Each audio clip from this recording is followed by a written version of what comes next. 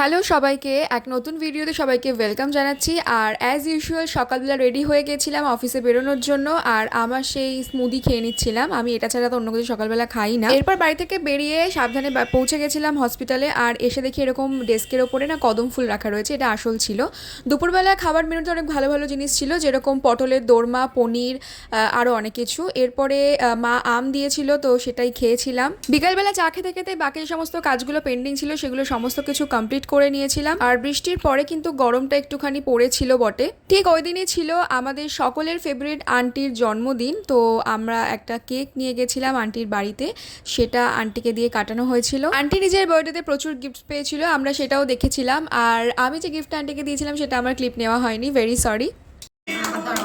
Happy birthday to you, happy birthday dear aunty, happy birthday to you. Clap করো। সন্ধ্যেবেলায় cake কেটে সবাই মিলে কেক খেয়ে একটা দারুণ সন্ধে কাটিয়ে বাড়ি এসেছিলাম। আজকের দিনটা এরকম কেটেছিল আমার। তোমাদের সাথে দেখা হবে আবার পরবর্তী কোনো ভিডিও।